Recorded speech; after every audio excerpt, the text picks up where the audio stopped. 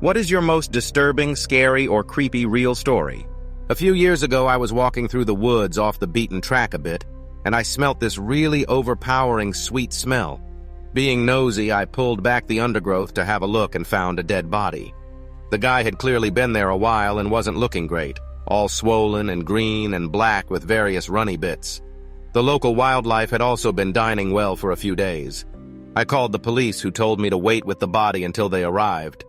Being in the middle of nowhere, it took a while for them to arrive and it got dark, and I was just sat there in the dark with him for a long time. It turned out he had committed suicide. For a long time afterwards, I had dreams about him, and he would talk to me and not nice things. Mainly about how he was angry I had disturbed his resting place and he wanted me to kill myself. Probably just my imagination, but all pretty disturbing at the time. He still turns up in my dreams from time to time, and no doubt will be tonight after typing this. I was delivering a hot tub to this contractor/realtor in this fancy gated community near Branson, MO. When I arrived, the construction workers were in charge of telling me where the thing was supposed to go. It was going on the 4th floor balcony, but because of the way the house was built, the 4th floor was ground floor. The other 3 floors were on the side of a hill, but the driveway was even with the first 4th floor entrance, if that makes sense. So, lot of construction going on, but to get the hot tub on the balcony, I had to make a ramp, take it from the drive, down into the yard, up a ramp to the porch, through the living room door, across the living room, out the back patio doors onto the deck. Problem with this was, the deck was unfinished. A huge section of decking was missing. They had literally installed only enough decking so that I could go from the patio doors to the far corner of the deck where the hot tub would sit. There was no railing. The hot tub weighed 900 pounds and it was a 4-story drop if I fell. The construction workers volunteered to help me. We got it out onto the deck, crossed the narrow bridge of installed decking to the corner, and I was about to lay it down. You move these on a dolly while the hot tub is on its edge for clarification. Laying it down isn't that hard. You tilt it, bring it down to your lap, grab the strap securing it to the dolly and lower it to the deck. It's very controlled and I'd done it thousands of times. However, this deck wasn't finished, so the contractor wanted to leave it on its edge. It's a lot harder to take it off when it's standing up, because the dolly is under a 900-pound tub. But I've done it before. I told them that we would have to put blocks under one side of the dolly, tilt the tub and pop the straps to release the dolly so it could be removed from the area.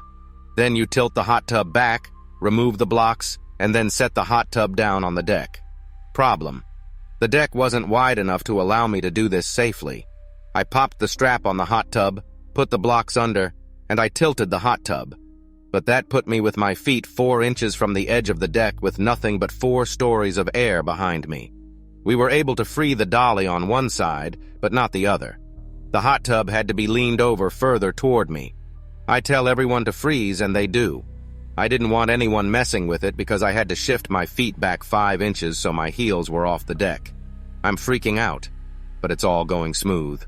I have a construction worker on each side of me helping support the tub, 3 construction workers freeing the dolly, and 1 useless worker playing with the strap that is going to secure the tub to the house so that the wind doesn't blow the tub over. We are inches from having the dolly freed when one of the construction workers freeing the dolly gets impatient and kicks the corner of the tub to dislodge it from the dolly. It works for him, but unfortunately for me, I didn't have my feet set yet. I shout that I'm falling. The 2 guys beside me take the weight of the tub, but no one can get to me. My arms are windmilling. I'm bent almost double backwards, trying my damnedest to stay on the deck. I can see the boulders down below out of the corner of my eye. I'm falling and there isn't anything I can do about it. I feel myself go. I'm falling. My heels slip out from under me and no one can reach me. But then suddenly, I'm flying forward. Something is under the small of my back and it's slamming me into the bottom of the tub.